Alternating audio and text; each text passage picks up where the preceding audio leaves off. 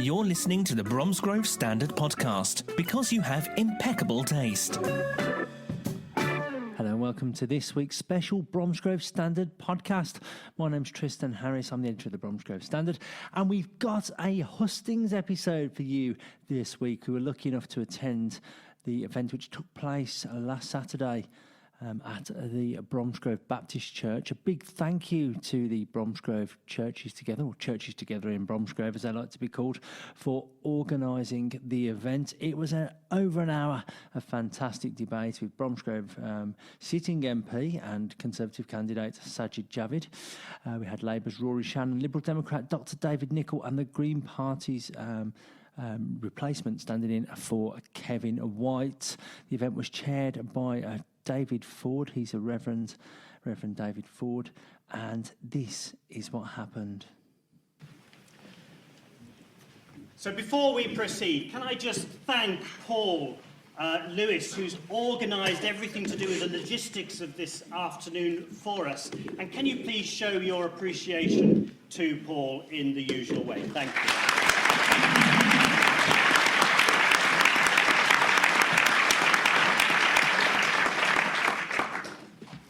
So hopefully everybody can see the panel that we have before us this afternoon.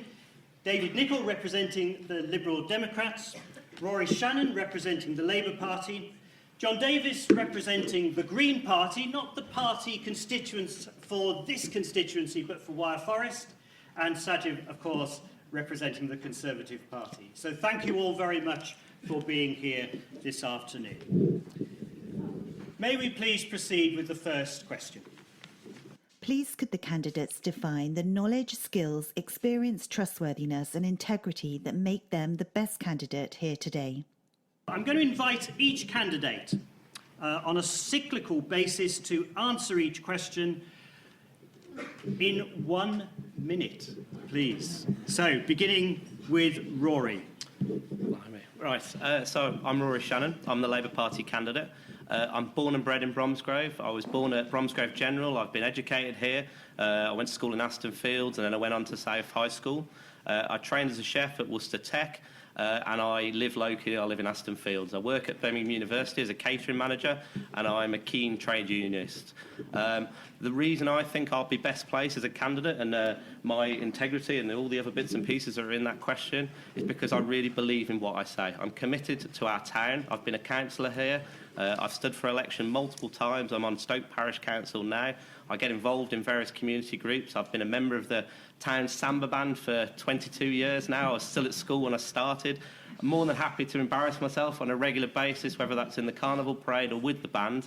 I think whoever is elected to Bromsgrove needs to believe in Bromsgrove. It needs to be like a stick of rock. So if you opened me up, it would say Bromsgrove all the way through. Thank you. Thank you very much, Rory.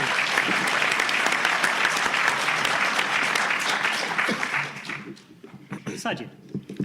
Thank you very much, and thanks for organising this, and thank you all for attending. For me, I would say three things, if I may.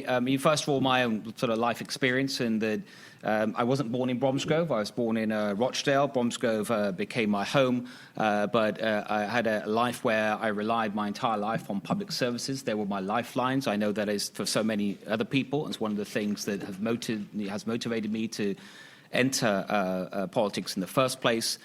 Before that, after my education, and I saw the value of education as well. That's why it's one of the most important things to me.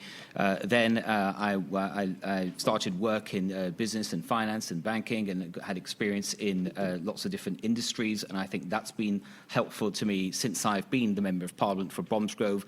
And of course, in those last 9 years, because of the privilege that's been given to me to have been elected by the residents of Bromsgrove constituency, I've been able to work with thousands through my surgeries, through my street surgeries, through house meetings, through my jobs fairs and pensioners fairs and all of that to really, really understand what Bromsgrove needs.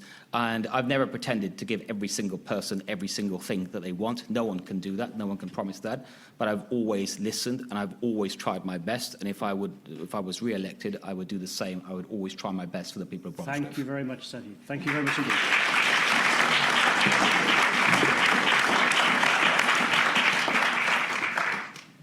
More difficult question for John to answer, as you're not our direct candidate, but have a go anyway.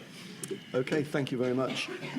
Yes, I'm John Davis. I'm parliamentary candidate for Wyre Forest Green Party, and I'm standing in for Kevin White today.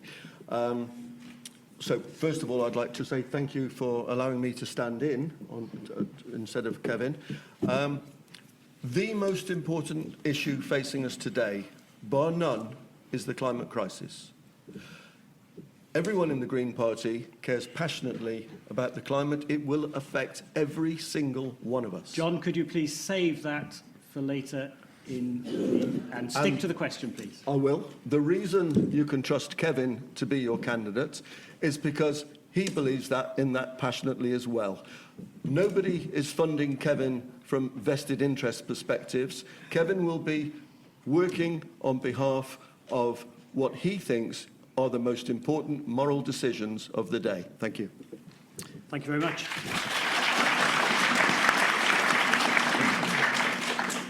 And finally on this one, David. My name is Dr. David Nicholl. I'm not a professional politician. I'm a doctor, and the question is about trust and integrity. And at the beginning of this year, I was invited by the government to advise about its no-deal plans for pharmaceuticals, and I realised they weren't safe.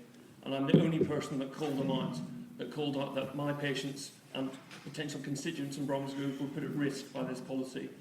And I was fed up with the misleading and frankly lies that were being told about this, things that none of us knew back in 2016. As a doctor, the first rule I have is when I make a mistake, is I put up my hand, speak to my patient, and we try and work our way through. That has not happened, and that is why I'm here, as your second opinion, to give a real chance. I tried to meet Sajid earlier this year, wasn't able to happen. Well, here we are today. I'm here to challenge the fallacy that Brexit will make us richer when actually it's going to cause harm, great harm to this country. So I'm standing up because I believe in the United Kingdom, and I don't want to see a border down the Irish Sea being from Northern Ireland. I want. Thank you, David. That's.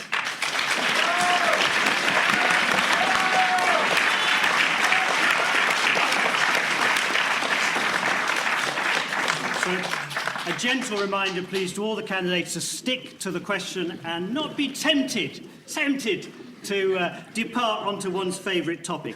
As I explained before, the rest of the questions reflect the volume of questions received on a particular topic. So our next question is on climate change. Thank you. Do you, as an individual, and does your party acknowledge that climate change has become a climate emergency? And what will your party be doing to ensure that the country does not carry on with business as usual, but take the necessary steps to achieve our intended status as a carbon-neutral nation? Thank you. So we'll continue at 1 minute apiece, starting, please, with Sajid. Yeah, thank you. I do accept that this is one of the biggest challenges that we face as a country, and my party has long accepted that. We are considered a global leader in fighting emissions and cutting emissions. Since 2010, we've cut our emissions by 30% as a country, which is a huge achievement, more than any other advanced country in the world. But of course, we need to go further, and that's one of the reasons why my party passed the legislation, which was supported by all parties in the end in Parliament, to have a target of at least by 2050 to become a carbon-neutral country. And that having that legislation in place now means that we can then do all the things that need to go along with that, which aren't straightforward, but it can be done in terms of more electrical car charging, for example, more renewable energy. Today, our renewable energy, for example, has gone up from 7% of total supply to 33% of total supply. That's over the last 9 years. So we are going in the right direction, but we need to do a lot more. And to do all this, we need to keep the economy strong, because we need to pay for these investments in things like carbon capture and storage and things, and that means there's no shortcut. We need a way to keep the economy strong, protect jobs, but at the same time make sure that we become quickly one of the greenest economies in the world. Thank you very much.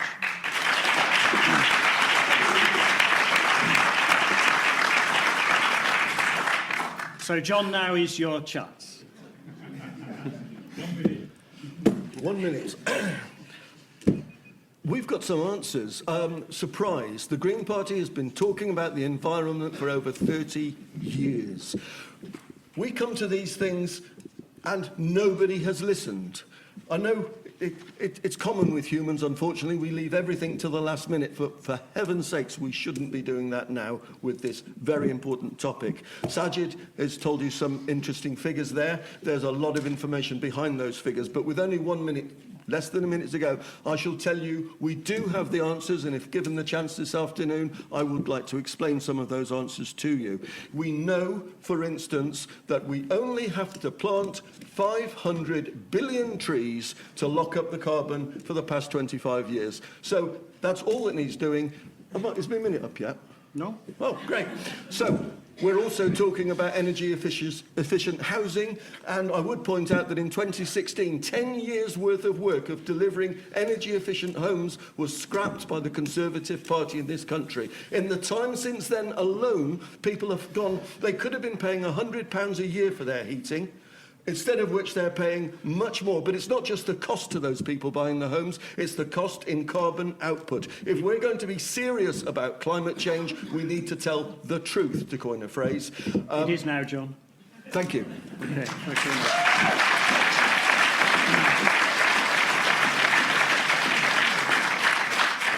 David. I only joined the Liberal Democrats in July, okay, so I'm a newbie to this, but I have to say I've been extremely impressed by the Green policies. And indeed, just in May, Bromsgrove had 3 Lib Dem councillors, and one of the first things they did was introduce called a climate emergency in the council, and I think they should be congratulated for that. But also at a national level, investing in renewable power to try and get 80% of UK electricity from renewables by 2030. This is very much the direction we need to be seeing. So we need to build on what we're doing locally, but also develop this nationally. And I think each of us need to look at the way we can change things. I mean, the things I'd like to see in Bromsgrove, they've got a fantastic station, but actually, how do you get from the station to the high street? Okay, we need to be making it much easier for people to walk, cycle, other ways of doing it. And so actually, I think there are exciting investment opportunities that we can to actually build a green economy, which I do find particularly exciting. And also from a health point of view, I was involved in the report. You heard there's 40,000 deaths from air pollution. I was actually in the Royal College of Physicians reviewing that report. It's a game changer. It would be an honour for me to act as a legislator to try and implement those changes. Thank you very much.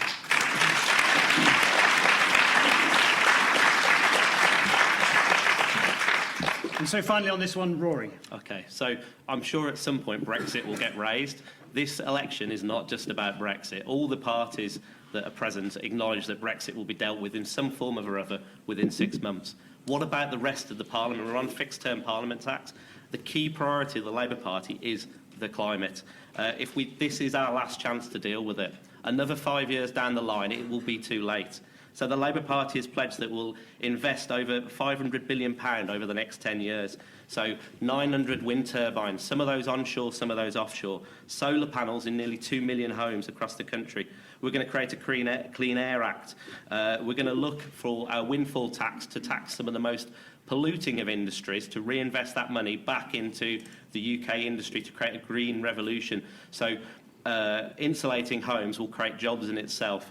There will be an expansion of the car charging networks, the national parks. So Malvern is one of the suggestions that it becomes a national park, and then of course the tree planting programme. It's imperative that we plant more trees if we're going to capture the carbon that's out there, and the Labour Party's got a very specific plan to do, and it might seem like a massive amount of trees, but it can be done, and it's the only way we're going to change things. Thank you, Rory.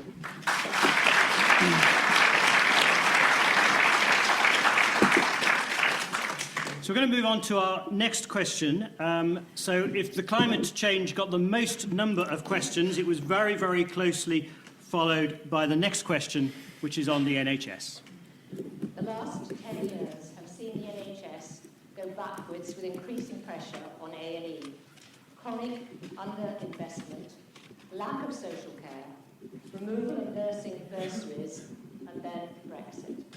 If you are elected, what are you going to do to help protect the NHS and and ensure that there will still work for everyone in the future.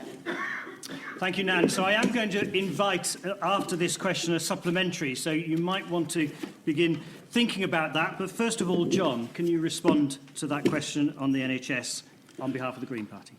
Thank you. The Green Party will invest heavily in the National Health Service. We know we're desperately short of nurses, and certainly the bursary needs to be reinstated. Free education for nurses needs to go in place. Yes, this is going to certainly be affected by Brexit, but something I think is very close to my heart. It's not just... Okay. It's social care as well. We are throwing away and being inhumane to so many people. Sorry. It's okay. I'll be all right in a second.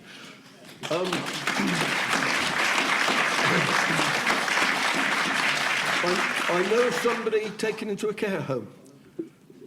They're private care homes, they can't cope. The staff are demoralised. There's no joined-up thinking. This chap had an accident, fell, taken to hospital, checked out, no broken bones, he was fine, but he had Alzheimer's, wasn't allowed home, had to be assessed. So, in our area, Worcester is where everything's done, and they think they're the centre of the universe. All the local hospitals have been de-staffed to a large extent. So what happens? He's got to be assessed, so he's sent to somewhere they think is quite close. It's in Malvern. My neighbour has to try and go an hour and a half to find him. It's inhumane. John, thank you very much indeed.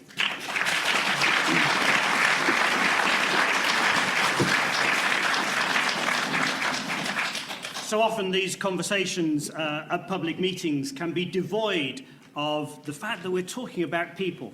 So thank you, John, though that was difficult. Thank you for reminding us that at the heart of this general election is people. So thank you very much indeed. So can we please continue with David?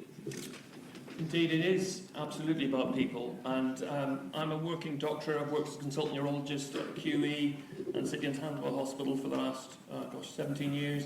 The NHS is my DNA. I have never, ever been so worried about the future of the NHS. And this is the biggest election, and I'm very worried by the direction of travel, both with Brexit and also the Conservative Party.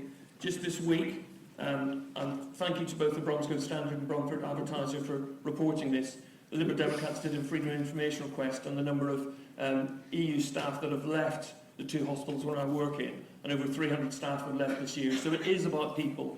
And when I have to apologise, as I did last week, to a new patient with MS because they had to wait for a year, I didn't know what to say, but actually, no, I don't need to apologise anymore because I'm here, and I'm here fighting for the NHS that we so need. The issue about drug prices, I think Labour have got the wrong idea about the privatisation issue on drug prices. It's actually an economic one, and there's a risk that the NHS could be bankrupted by an extra £500 million a week for the drugs bill with a Trump post-Brexit deal in the US.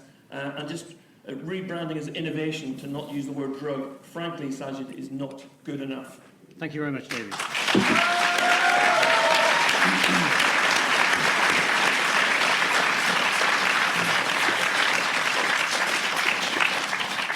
Rory.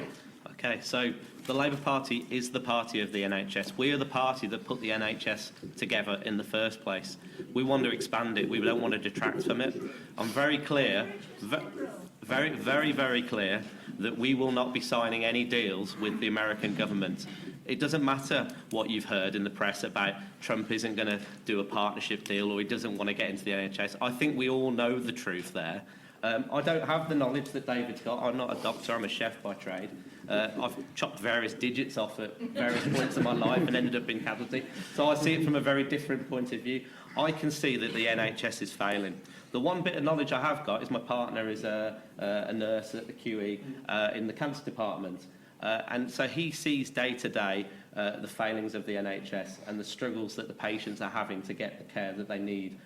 Today he's working overtime in the main QE to supplement his income because the wages are so low within the NHS, but also to fill the gaps where the NHS can't get the staff that it needs and deserves to be able to fully fulfil the purpose that it was set up for. So the Labour Party wants to expand the NHS into social care as well, but also with dentistry, to remove the first charge that you get with dentistry, which will promote health. And instead of turning people away that can't afford that charge, it will bring them in. And dental health is a very important part of our healthcare as well. Thank you very much, Rory.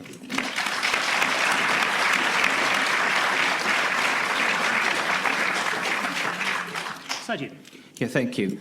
The NHS is very precious. We all rely on it, and we need it to always be there, free at the point of use, world-class healthcare for all of us whenever we or our loved ones are needed.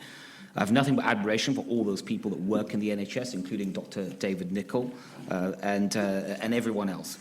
The fundamental issue with the NHS, because we all agree, I think, on this stage, that it should be free at the point of use, and that is its most precious principle.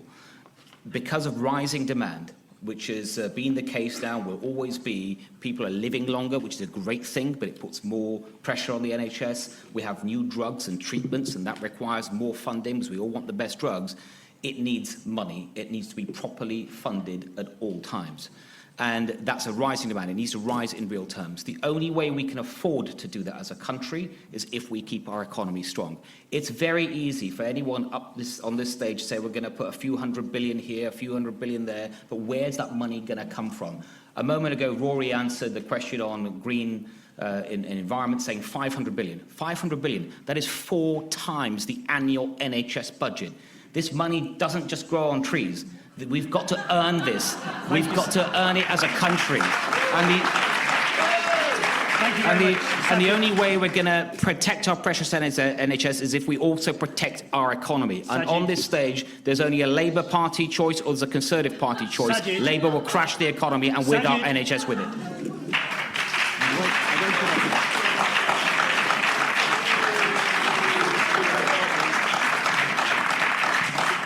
A reminder to all the candidates that if I asked you to stop, that's precisely what I mean. Okay, thank you.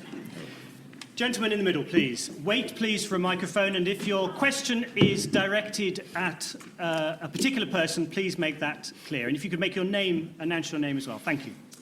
Hi, I'm Ben Stanhope. I'm a consultant at the Children's Hospital in Birmingham. Mr. Javid, I found it, I'm sure I'm not the only person who was conspicuous that you failed to address 2 particular marquee pledges with 3-word slogans that your leader waved a pamphlet at us last week at the manifesto launch. That was 50,000 more nurses, 40 new hospitals. Neither of those figures are true. They are both lies. You're funding 30,000 new nurses and hoping...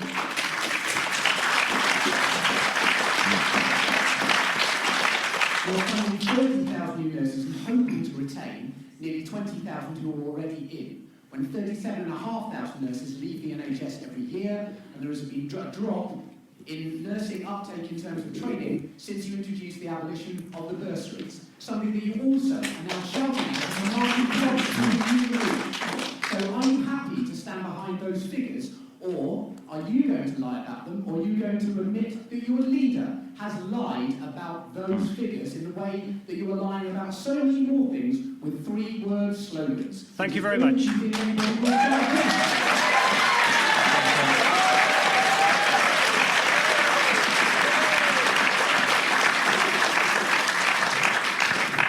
Sajid.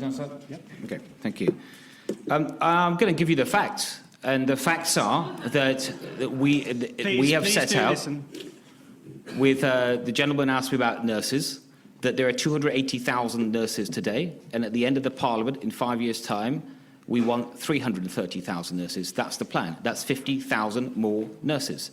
That's what the Prime Minister said, and that's what that is, 50,000 more nurses. You asked me about new hospitals, so there's been refurbishment plans set in place now for 20 hospitals. That's refurbishment plans. And in terms of new hospitals, there's full funding for 6 new hospitals over the next few years, and seed funding for 34 new hospitals, and together that's plans for 40 hospitals with full funding for 6. £100 million for 34. Please do not interrupt, tempting though it is. Thank you. I've answered your question, and I've answered it factually. Now, all of that, whether it's more nurses, whether it's more hospitals, whether it's refurbishment, it all requires money. It all requires funding. And the only choice that there is at this election when it comes to the NHS or any other public service is either a Conservative government that will keep the economy strong or a Labour government that will crash it. That's the only choice. That's the only choice.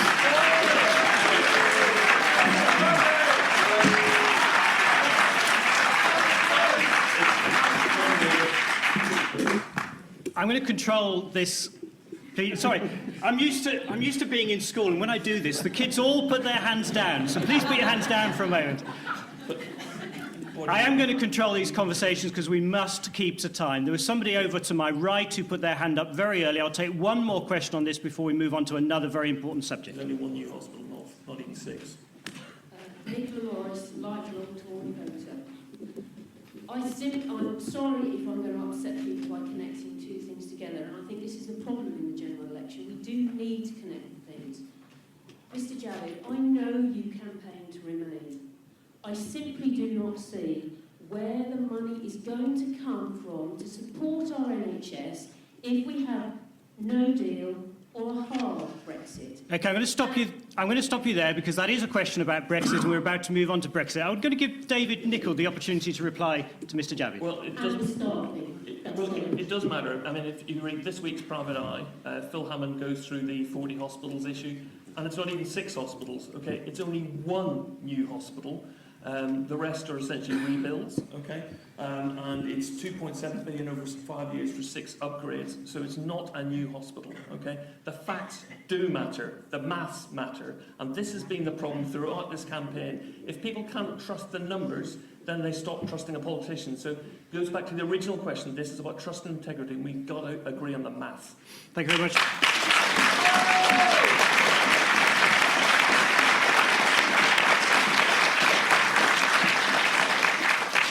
We're going to move on to another very popular topic, and you can probably guess what's coming up next. Now. Brexit has created a great deal of uncertainty for almost everyone, including EU citizens living here, UK citizens living in Europe, future of the NHS, and those dependent on medication, jobs in manufacturing, and our trading position with our European partners and the wider world. What do you think is the swiftest way to return to stability and strength, and how long will it take? Thank you very much. This question begins with David. Thank you. Well, get Brexit done is probably the worst phrase we've had in politics since no deal's better than a bad deal. Like I said in my introduction, we made a mistake. That's not a criticism of anyone, okay? But no one in 2016 was talking about problems of stockpiling food, drugs, even, I'm not making this up, but Stephen Hammond, Junior Health Minister, reporting that stockpiling body bags. No one was talking about this referendum. The Liberal Democrats are promising a 50 billion Remain bonus by not going through all this shenanigans, okay?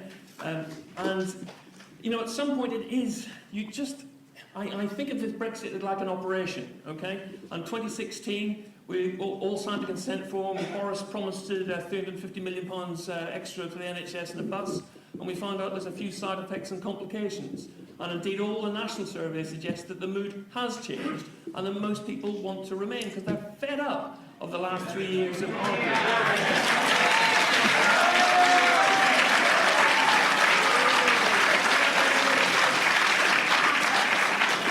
December the 12th is our chance for a second opinion from a different doctor. It's your chance to say we've had enough of this chaos. But yes, I think that doesn't mean we're not going to be talking about this for years, because I think the emotions have been so toxic. Thank you, David. We need to address the issues. Thank you, David.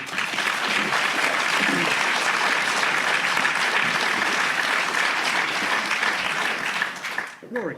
Okay, so I think it's fair to say that Brexit has become a bit of a mess. It's dragged on. I'm very clear that I voted Remain originally. I think the Labour Party's stance now is an excellent way of solving the problem. So we've said that we've said that within 6 months we'll have Brexit done, but we've used a different terminology to put it there. The Labour Party will renegotiate the deal, but it'll be a deal that's centred around workers and climate change and protections to our environment. Then the deal will be put to the public, and there'll be an option to take the deal or to remain as we are. And that will be very clear. That was the problem in the first place. People, the question itself wasn't helpful to the situation. As soon as the vote was taken, I accepted the result. But we've gone on too long now. Things have changed. Parliament has changed. Even the decision of the people, I think, has wavered. And that is a form of democracy. I accept that. I accept that. And it's a trust. Please restrain yourselves. I know it's fun, it's tempting, and it's also very serious. It's a really emotive issue, and I accept that, and hence why the Labour Party has come to the conclusion it has, that we will put it back to the people. Rory, thank you very much.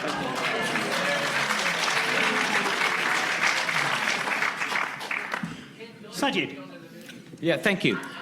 In 2015, Parliament voted to have a referendum and give this choice to the people. Every major political party voted for it. Every party represented on this stage, and they all said that it will be a decision for the British people. We had that referendum. As the lady, I think Nicholl mentioned earlier, I campaigned for Remain. I lost the argument. But I believe in democracy. It was the biggest ever turnout of any democratic exercise ever in our country. We asked the British people, they gave their instructions to the politicians. And now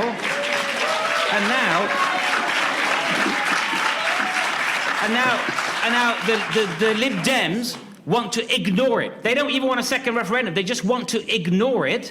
And have you ever seen so much arrogance and disrespect for the British public ever than the Lib Dems, who have the audacity to call themselves Democrats and just want to ignore the referendum as though it never happened? And as for Labour, I still don't know what their policy is, other than having a second referendum, and that will never end the issue. If you have a second, there'll be demands for a third, a fourth, and a fifth. It will never end. The best way forward is to have Brexit with a deal, to leave with a smooth deal. Thank you. And we're the only ones to deliver that.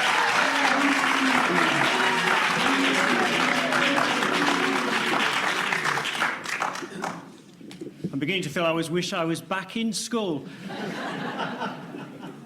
There's a gentleman in the middle with glasses and white hair first, please. And then I'll take one other question. You didn't, I thought.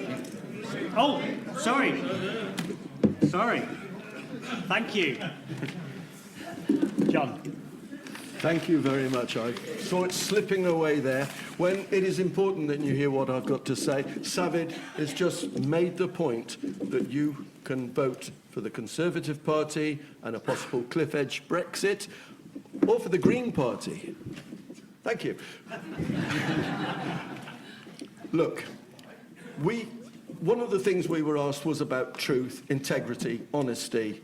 And can you honestly all say everything we heard in the referendum election was true and honest? Yes. Come on. £350 million for the National Health Service on the side of a bus. I think we all know now that was complete and utter That's because it's 600 million. It's a lie. There's 600 million extra week. Okay. So, where does that leave you? Okay, the Green Party position on it is that, in actual fact, on day one, after the referendum, Molly Scott-Cato said, at the end of all of this, we should be allowed to have a choice. That's democracy.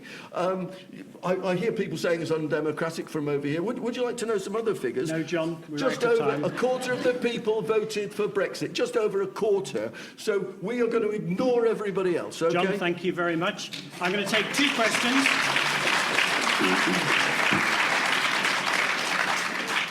gentleman I was rather too prompt with earlier, thank you very much, and then the woman towards the back who's waving at me, that's very nice. Thank you, Over Mr. there. Chairman. Sajid Javid has told us that the result of the referendum was binding. He said people have instructed us. That is not true. It's quite clear from the government's own website that this referendum was not binding. Referendums in Britain cannot be binding. That is the law. They are advisory.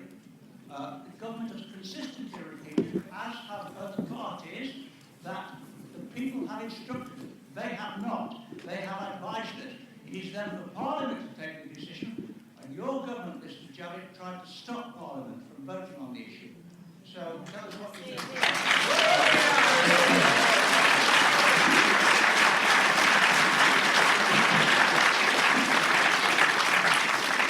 We'll take the second question as well, and then I'll invite the panel to respond. Good afternoon, everyone. I'm Amanda Charles, and I'm the PPC for the Brexit Party, who stood down. So I should be on that panel, but I'm not at the moment because my party put country before party, which yours, Sajid Javid, has not done. And you say now you make yourself out a leaver. Absolutely not. You voted 3 times to put Theresa May's appalling deal through, where your own boss, Boris, had called it a vassalage and we would be in a slave state. And I would say to all of you, on the Brexit debate, we have all simply forgotten 17.4 million people. Thank you very much. Have you got a question? Could you ask the question that you want the panel to answer, and do so as a constituent and not as a representative of a party? Thank you. That's fine, that's no problem. I would like to say to Sajid, in this transition period we seem to be going into now, with no voice, no veto and no vote, how are you going to guarantee that the EU, who've already said they would like our fishing rights, thank you very much, and freedom of movement before we get our free trade deal, how are you going to guarantee that your government doesn't hand over every single thing they ask for, as you continue to do for the past 4 years? Thank you very much. I'm going to invite Sajid, first of all, to answer both those questions. So just a reminder that the first one was on the legal status of referendum or plebiscites in this country, and then the second question, as you've just heard. Thank you. The gentleman asked that question. He's both right and wrong. The bit that is right is that you cannot have referendums in our country that are binding, and that is why when that referendum vote took place, and I was there in Parliament, that it was set out and agreed at the dispatch box by all the political parties, all the representatives of all the major, certainly the Labour, Lib Dem and the Conservative parties, that they will be bound by the result no matter the outcome. And not only did they say that in Parliament, they said that again and again during the actual referendum when it was taking place. And to then invite MPs to ignore what they've said, the commitments, that is exactly what we don't want. We want politicians to keep their word. If they've said it's going to be binding, then we want them to stick to it. And if I can, and then just the sort of second aspect of that question, this deal that we have reached with the EU, it allows us to leave within weeks. If the Conservatives get a majority, we can put this behind us and move forward as a country and leave with a deal. There's no prospect of a cliff edge. There's virtually no prospect of a no deal. We have agreed the exit arrangements and we've agreed the principles of a future arrangement, and it allows us to move forward as a country, do Brexit, but focus on so many other things that are important to this country also.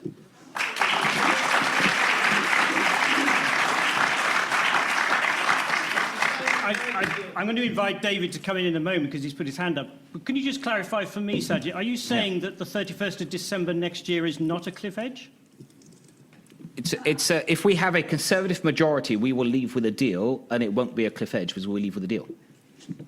So this is just for me to get clear in my head. So in relation to the trade agreement that needs to be forged by the end of next year, you believe that's achievable? 100%, absolutely. Yes, I do. Okay. Yeah. David Nicholl, please. As I said earlier, I'm from Northern Ireland, and in fact, if we look at the Good Friday Agreement, which is an exemplar about how to have a referendum, everyone in Ireland had a copy of the Good Friday Agreement. They knew what they were voting on. Even the DUP voted against it, okay, but they voted on it, and a wonderful success. The problem has been with Brexit, as we've eloquently heard between the Brexit Party and Sajid, we don't agree on the destination.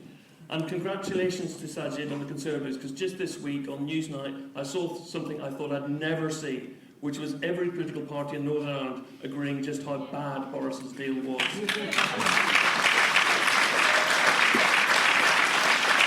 Thank you, David. Rory, do you want to contribute? Please, this is the United Kingdom. Please do not heckle. Please do not heckle. Thank you. Rory. Okay, so I don't think that was a question directed anyway. I think that was a bit of a rant from the former Brexit candidate in the corner there. So to answer the question from in the middle... Please. Okay, still carrying on, right. Could I remind all the candidates of what Paul invited us to do at the beginning of this session is to remember we're in a church. Yeah. Thank you. Okay. So to answer the question in the middle, but I think that was directed at Sajid, but I'll have a crack at it anyway. Yes, you're right. Referendums in the UK aren't a legally binding form of democracy, but they are a form of democracy, and we have to listen to people when we do ask a question. The problem was the question that we asked in the first place wasn't the right question to be asking. There should have been a very clear idea of what was going to happen if we left the EU. So the facts are on the table. What, like David said, with the Good Friday Agreement, when people voted on it, they knew what they were voting for. It wasn't just a paragraph or a catchy phrase on the side of the bus. So politicians have to take a bit of responsibility, and the Conservative Party, who put the question in the first place, for the question that was asked and the mess that we're in. But we have to find a way out of here now, and that's why I do support the Labour Party's policy over putting the deal that we will do with the European Union when we form a government back to the people, so the people have a really clear choice of whether we're going to remain in the EU or take the deal that the Labour Party will do with the EU. Thank you very much, Rory.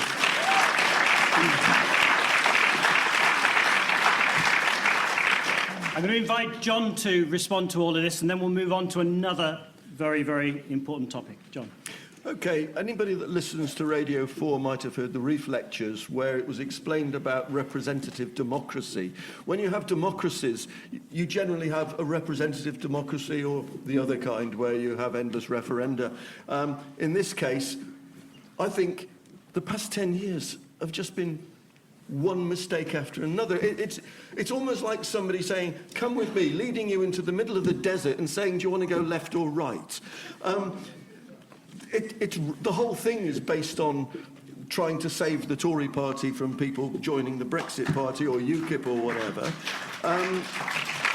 Nobody could agree on what Brexit was in the first place. Even Theresa May said, Brexit means Brexit. It sounded wonderful and catchy and we all had a good laugh, but what did it really mean? No, I think it would be quite democratic to say to somebody, here's Boris's deal. Do you want that, or do you want to go? Or Theresa May's deal. Our MP, I told you I come from Wyre Forest, our MP voted for Theresa May's deal, and he's voted for Boris's deal before he even saw it. He told us it was good. Thank you, John. Yeah, OK. Thank you very much.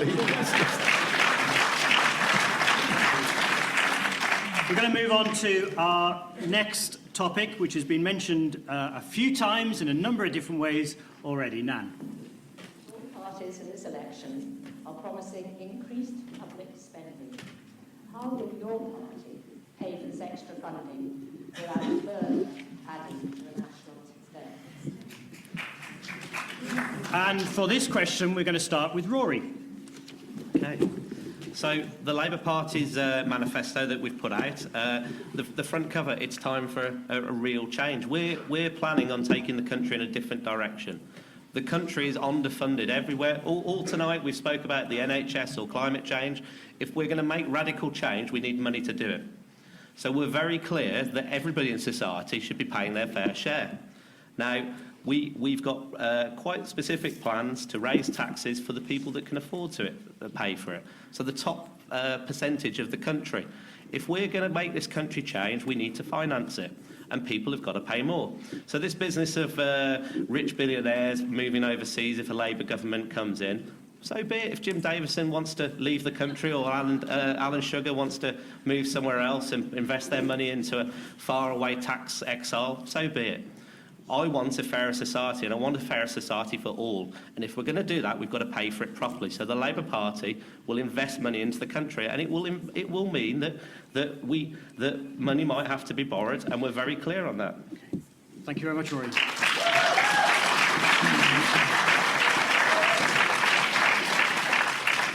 Sajid. Yeah, thank you. Since 2010, we've had a decade of recovery. Today, we've got more people employed than ever before in our history. We've got the lowest unemployment rate in 44 years. We've got wages rising faster than inflation. None of that happens by accident. It happens when you've got a government that has the right economic policies and when the hard work of the British people is paying off because they've helped put in that recovery.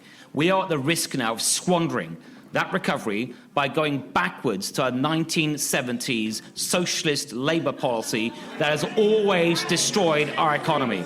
You've already heard Rory talk about 500 billion on green policies. They've got 300 billion planned for completely wasteful nationalisations.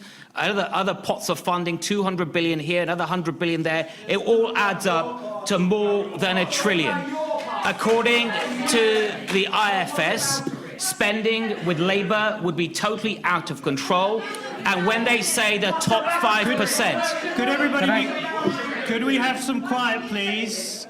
If we can have some quiet, please, I'd like to remind Sajid of the question, which is not your views on other parties, it's how are you going... Well, we're going to keep the economy strong by making sure that, first of all, that we are always on the side of business, because it is business, whether it's large or small, that creates the wealth in this country, that eventually generates the taxes that pays for our public services. There's no shortcut to that. If you want more spending on public services, then you need to grow the size of the pie and take a small slice of it, rather than letting the pie fall in size and taking a bigger slice, because that always leads to economic crisis. And the choice of this election, economic strength with the Conservatives, economic crisis with Labour. Thank you very much, Sajid.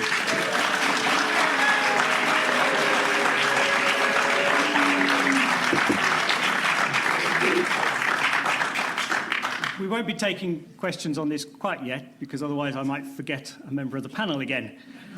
John. Thank you. It's great to hear the old pie analogy again. That really is good. Good, thank you. Thank you very much. Youth centres closed, libraries closing, councils underfunding, bus services. We're in dire need of more buses to get people, as my friend over there said, from the railway station to the houses. Real wages in this country are now less than before the economic crisis. All of this is success. What the Green Party would suggest is a complete change in the way we're doing things. We've got a climate crisis. We've got to do something about it. And yes, we need to spend some money, and borrowing some money is part of that. But you borrow money when you get a mortgage for a house, and in the same way, we need to put this country back together again. Thank you. Thank you very much, John.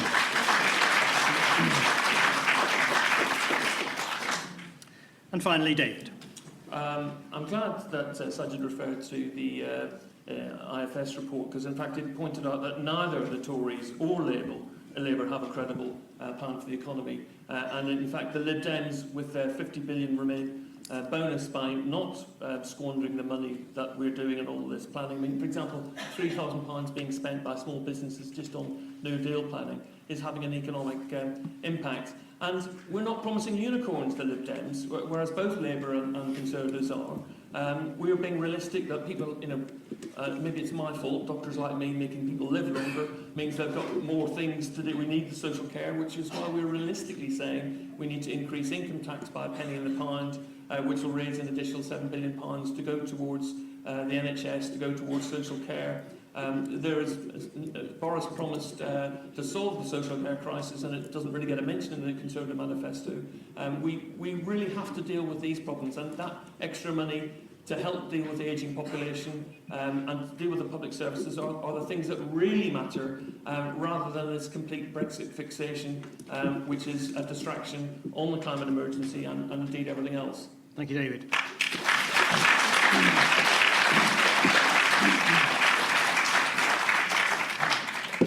If we can, we'll take two questions. First of all, this lady in the front, please.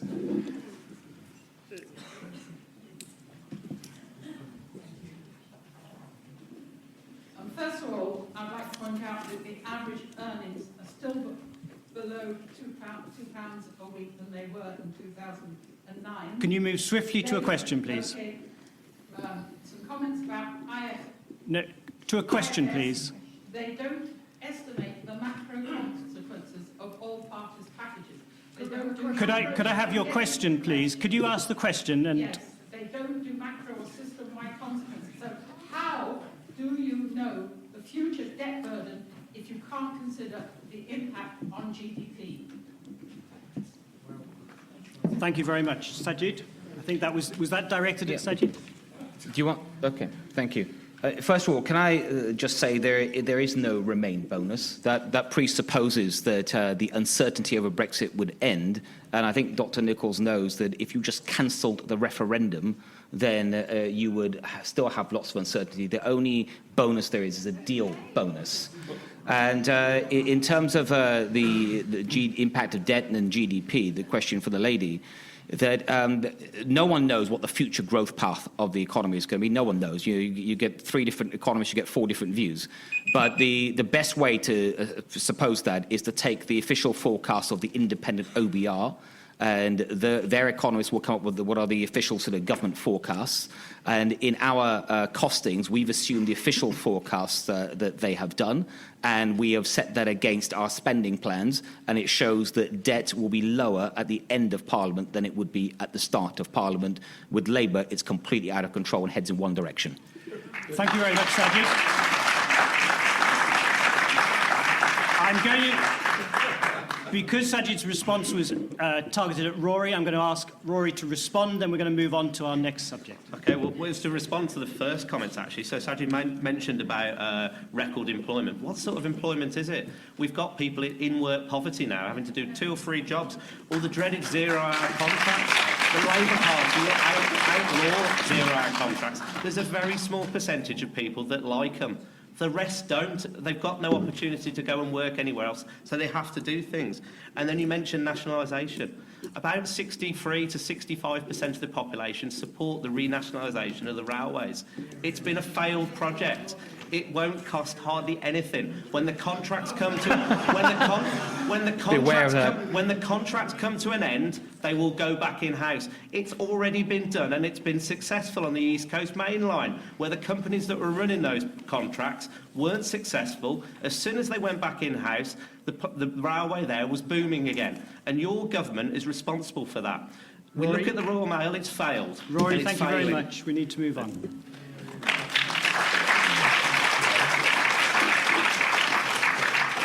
We don't have that much time this afternoon. We have a lot of important subjects to cover. So, Nan, would you please read the next question? Education.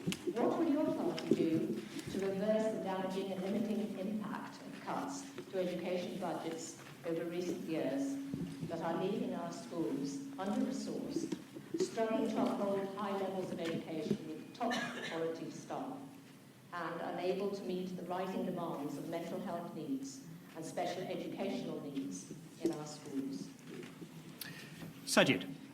Well, I mean, first of all, since 2010, we've got more than 1 million children more that are in good or outstanding schools, and that's a good thing.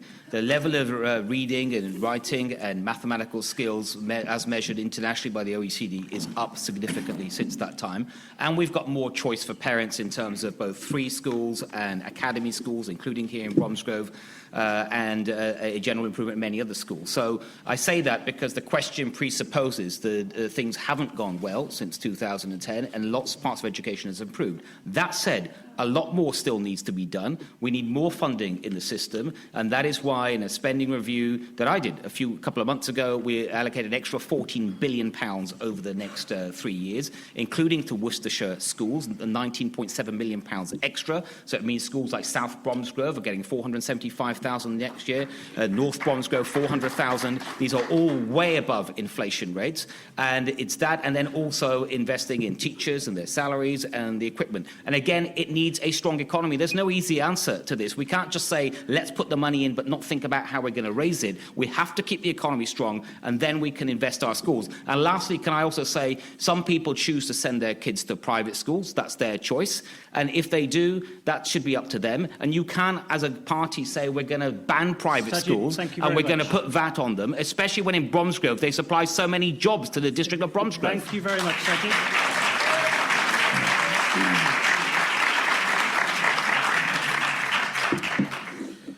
We'll come to what is the Labour Party's policy on private schools, perhaps in a minute, but first of all, John.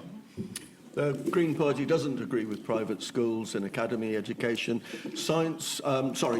Research studies have shown that the overall standard of ability rises with mixed ability kids. Everybody grows at different rates, but certain systems put in so that you're expected to reach a certain standard by a certain date. This isn't true of everybody, and so many people end up disadvantaged because they've gone to the school that, that's not the academy, and they never recover from it. Overall, the country, everybody will benefit from a better health system, and the Green Party would invest in that unashamedly.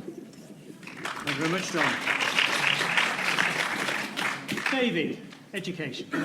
Thank you. Education is something that's very passionate to my heart, and one of the things I'm very proud about the Lib Dem policy is trying to improve the starting salary for teachers to £30,000 and increase all teachers' pay by at least 3% per year throughout the Parliament, and introduce a clear and properly funded entitlement to high-quality professional development for all teachers, up to 50 hours per year by 2025, and also on childcare, improvements from 9 to 24 months of paid childcare, which would be great for young families with parent wants to go back to work. And I think there has been a real problem with Worcestershire. Schools across Worcestershire have missed out on £41 million between 2015 and 2019, and that has had a devastating effect. And indeed, the Children's Society report reported that there had been cut in youth services of 46% across the county. So I think it's time for a change, and I think the Lib Dems provide a real positive change, and because we have, the Remain bonus is real, this is real money, unlike Sajid, who never published the risk assessment on his Boris deal. Thank you very much, David.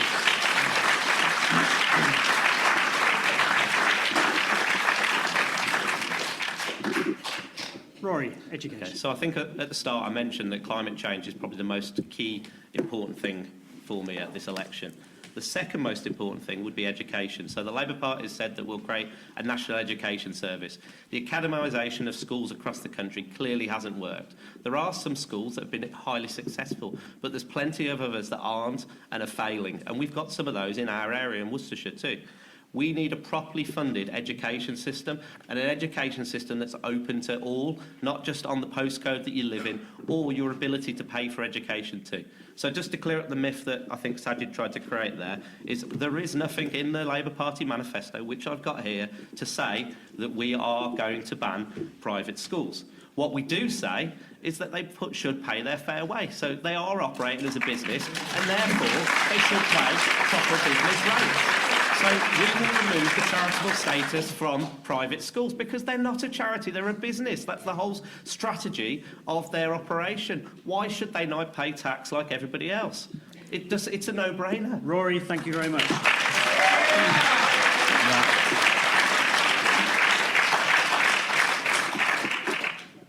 I don't see any hands up to ask any questions. Lady in the front, I'm colourblind, but I think you're in red. To be honest, it was more just bottom half of that question I don't feel has been covered, actually. The rising demands of mental health needs and special education needs. There's been lots spoken about education in general and lots of the sort of fluffy statistics and things from everyone, really. But actually, there's so many children at the moment that are being completely and utterly discriminated against in our country at the moment.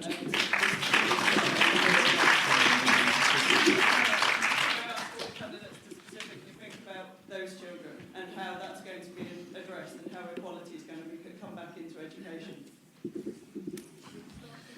Thank you very much. I think David would like to come in on that, and then Rory. I think it is important, and in fact, recently I met with a group from the Special Educational Needs and Disabilities and was really struck by how hard a deal they've had. And certainly in the Lib Dem manifesto, it specifically says that there should be funding by allocating additional cash to local authorities to have the amount of schools pay towards the costs of child's education, health and care plans, specifically for the same group. And I think that's every child matters. And it's very clear to me that in Worcestershire it doesn't feel like every child matters. Thank you very much. Briefly, Rory, then we're going to move on to other subjects. Okay, I'm sorry I missed that bit out of the question. It is highly important, and the Labour Party will fund special educational needs. And I speak from first-hand experience here. I'm dyslexic. I was born in 1980. My period through school wasn't the most successful period of my life. I wasn't suited to the way I was taught, and perhaps the way I was taught was not suitable for me as well. I was educated in Victorian schools with leaking roofs with oversized classes. Unfortunately, I didn't see the benefit of the Labour government that come in, but you only have to look around Bromsgrove and nearly every school has either been rebuilt or resited. Now, the funding method wasn't right, and I'll get that cleared up straight now, but the point is, we acknowledged that there was a problem and we dealt with it. Thank you, the Rory. Labour Party will fund special education Thank needs you, Rory. properly, and we're going to open 1,000 more short start Thank you very centres. much.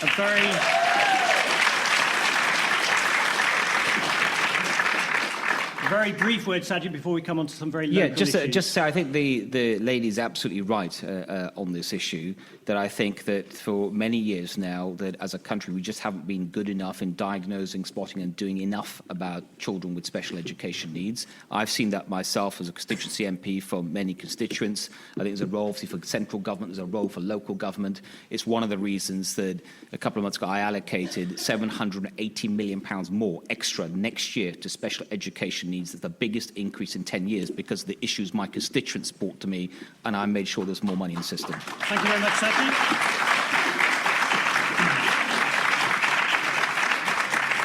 I'm afraid we're going to have to skip the next question because I do want to get on to some very local issues. So the local issues question, please, Nan. Local concern, such as sporting provision, air pollution, infrastructure, new housing, railway services, etc., would you prioritise the most as our newly elected MP? Okay, so this question is specifically designed to tie the candidates down to what they really consider important for Bromsgrove. So I'm hoping we will get one item each. David. I'm going to try and link them all, actually, because I think I mentioned earlier about the A38 and traffic congestion, because that links into air pollution, it links into health. We need to have an integrated transport system, so encourage more people for walking, cycling, and that also deals with the climate emergency issues as well. So I think anyone in Bromsgrove who's been stuck on the A38 in a traffic jam, I hope would welcome that kind of agenda, basically. So we really need to get, but that also relates to infrastructure to improve those aspects. Thank you, David.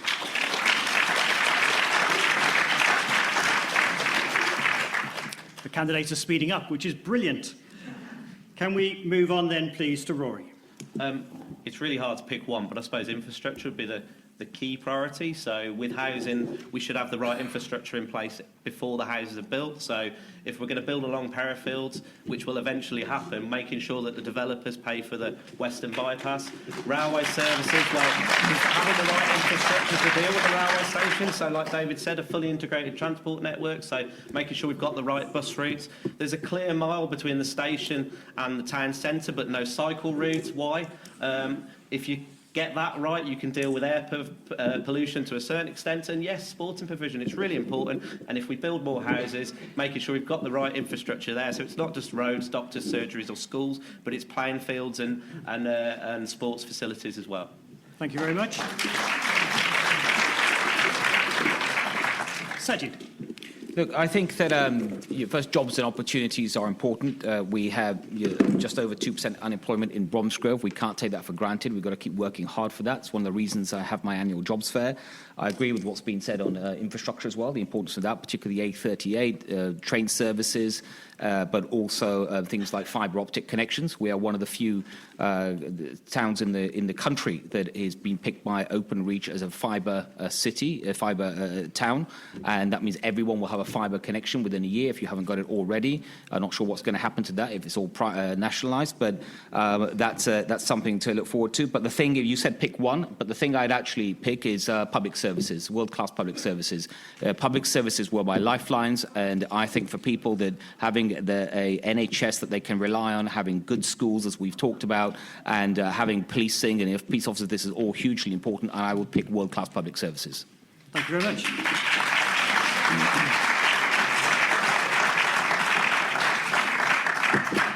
John. As an ex-youth worker, one of the things that I've seen is the decimation of youth services in the country. I don't live in the Bromsgrove area, but I'm guessing you've seen youth clubs close? But we're also really worried about young people's crime, and then we're looking at the prisons, and there's just a knock-on effect right the way through. We need some joined-up thinking here. It's not all about the money today. I'll take going from the list here, I think one of the other most important things, if we're linking this to climate change, is that we should have, I'll say it again, energy-efficient homes. We can build homes now that will only take £100 a year to heat. We should be building, council should be empowered to have build council houses for the young people and the elderly, so that, and it's also been proven in other countries that have got decent housing, that the amount of people needing to use the NHS comes down as well, because if you're in drafty cold housing, you end up getting more ill. Once again, it's joining up the thinking, isn't it? Thank you very much, John.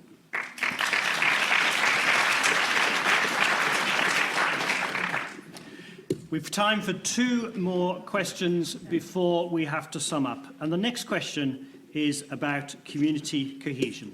Thank you.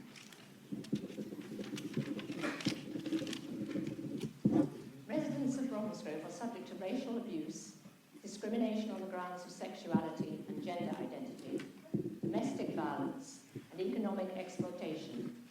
What steps will you take in this constituency to advance social justice and community cohesion for all our residents? Thank you very much. Rory. Okay, so for the last 20 years, I've been involved in various LGBT groups around the West Midlands and further afield, campaigning for LGBT rights. I've attended various hate crime groups around the county. I've played a key interest in all sorts of social cohesion. And as an MP, I see it as your role to pull together the community. As far as sexual and gender identity, I attended a trans memorial at St John's Church only last week. If we're to move on as a society, we've got to find a way of working together as a people. It's events like this, I suppose, that play a part in it, where we listen to other people's opinions and people are able to express them in a way that we can all come together. If we're going to move forward as a society, we've just got to get on and be nice to each other. It's as simple as that. Thank you very much.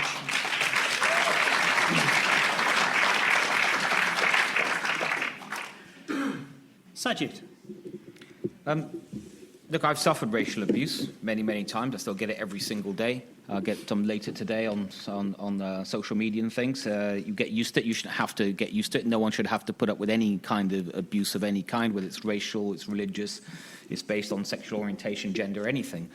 And I think, if I think back to my childhood, I think we've come a long way as a country, and we've got a lot to be proud of, but we're still not there. You know, there's still a lot more we need to do. There's still too many people suffering from such abuse in our country. I wish there was an easy answer. I've tried to think about it a lot. I was community secretary for a while. I was home secretary, and tried to think about these things. We've done things. We encourage more reporting, more action by police, higher sentences. But that's not the best way, I think. That's important, but we need to better educate people, better understanding of each other. I've seen some of the work that Rory, for example, alluded to on LGBT rights, and I think you've done some excellent work. I've seen and I've actually been to some of the events that Rory has spoken at, and I think that's important as well at the local level. So I think, and I think we're all united on this, up this here on the stage on this. I think it's one of those things that should just bring people together. There shouldn't be any political differences, and we all got to recognise there's a problem in society, and it's incumbent on all of us to do something about it.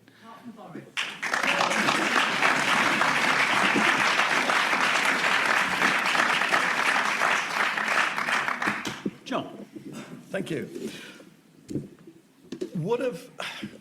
When you look into what's actually going on, you know, who are the people that feel the need to have a go at somebody else, whether it's because of their colour, their beliefs, or their gender identity, or whatever else? What's at the root of that?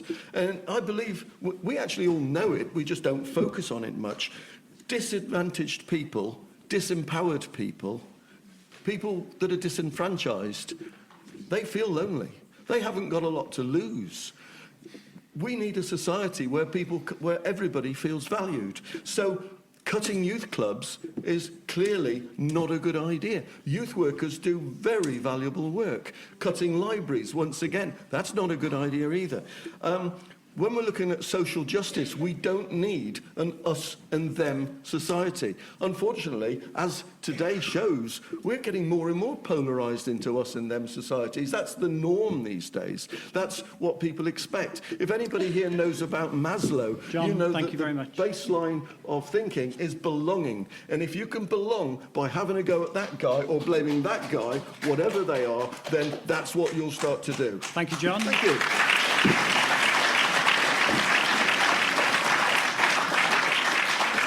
David.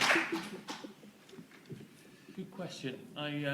Makes me think back to my roots, because I grew up in Northern Ireland during the Troubles, and there was certainly plenty of bigotry then. And when we had Paisley at the time, saying "Save Ulster from Sodomy" campaign, and I have to say I was really deeply worried at the events in Birmingham and the Anderton Park School. I'm very glad to see that the courts came down to stop that kind of bigoted protest, basically, because the reality is this, that we are all stronger together if we act for the most disadvantaged in our communities. That is really, I think, the Bromsgrove I want to see. There's been terrible events, in the last 24 hours. But I thought the thing that really said it all was the Polish chef with the narwhal's tusk. You don't write a script for something like that.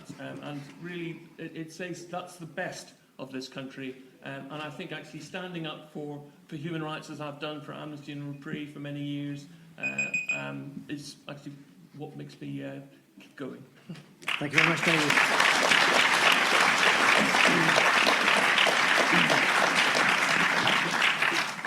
We have to move to our final question now, and it brings together the questions that we all have about housing with young people. More and more Bromsgrove households are intergenerational due to our low wage economy, house prices and the lack of social housing. What will you do to provide a more secure future for the young people of Bromsgrove? Sajid. I think that housing is one of those big issues now for a number of years, because as a country, under successive governments, we have just not built enough homes. Back in 2010, we'd built the lowest number of homes since the 1920s. We've had huge improvements since then. Last year, we built the highest number of homes in the last 30 years, but it's still not enough as a country. And we can do it. And the way to do it, it needs action on many fronts. There's no single answer. I wish there was a magic bullet. There's not. You need to have enough land in the right places where people actually want to live. You need to make sure that you're paying properly for the infrastructure that needs to go when you create the demand on local services. That's why I created the Housing Infrastructure Fund, which Bromsgrove has benefited from a lot as well. And with some young people, you can give an extra helping hand with things like the Help to Buy programme, by cutting stamp duty for 95% of first-time buyers, which has happened. But this is a long-running issue, and the only way is to be on the side of the market and get the market to build these homes. Social housing plays a huge role. The housing associations, I think, they do an excellent thing. So do councils. Thank you.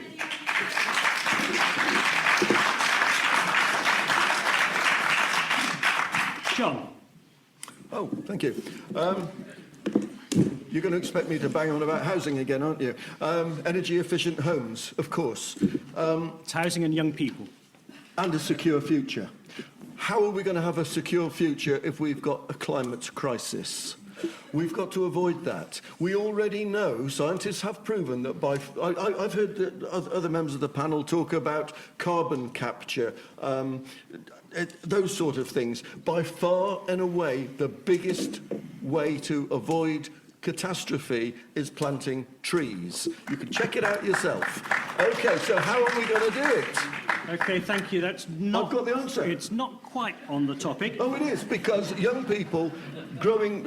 you can't have a forest without it being managed properly. My son is a forester. Thank you, John. There's rewilding... Thank you, John. Rory. So there's jobs in forests, guys. Where are they going to live? And they're going to live in the houses. Oh, I can tell you where we're going to put the trees as well, if you want to know. John, thank you. We need to be very brief. Okay, so I'll make it as brief as I can. So the key to solving the housing problem is to build houses. Let's just remember why we're struggling with social and affordable housing in the UK is because the Tories sold them off, and your party have been in government for quite a period of time with the Lib Dems as well. Although I'm guessing you were a Labour Party member when in coalition anyway. Where are the houses? Why haven't they been built? The Labour Party will build 150,000 council and social houses a year. And be very clear, I said council houses. The key to solving this problem is by having properly affordable social housing, and we've got to legislate to do it. Our local council at every opportunity tries to talk developers out of building social housing in our town. Thank you very much. Equally briefly, David.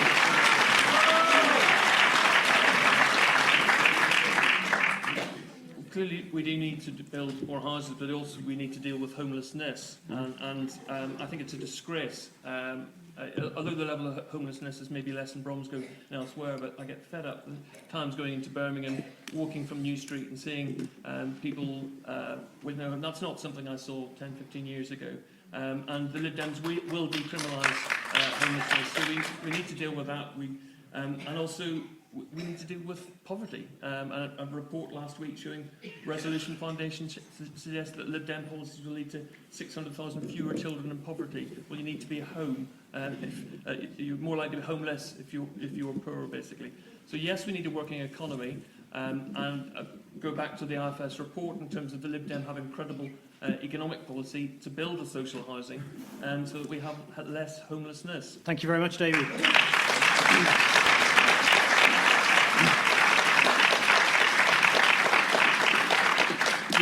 We need to wrap up. I'd like to ask each candidate, please, for their one word. I might allow two.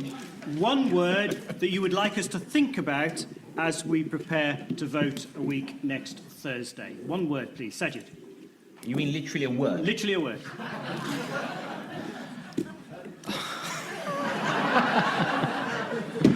Two words, please. Two, then. Move forward. Thank you Not very backwards. Much. There you go. Thank you very much. John? 500 billion trees. 500 billion trees. We'll debate how many words that is. Rory?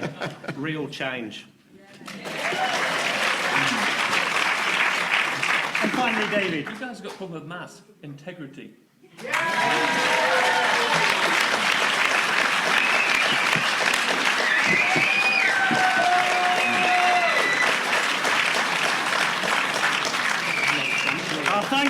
Our thanks to the panel, but especially our thanks to you, because no public meeting like this makes sense without the public. So thank you very much for coming. Thank you. Thank you.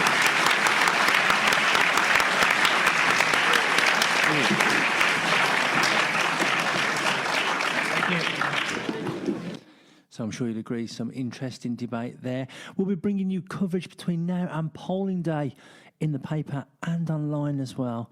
So we'll have all the latest. We'll be bringing you policies of the parties. We'll be bringing you things that candidates are saying on different issues. So please keep up to date with us at bromsgrovestandard.co.uk and droitwoodstandard.co.uk as well.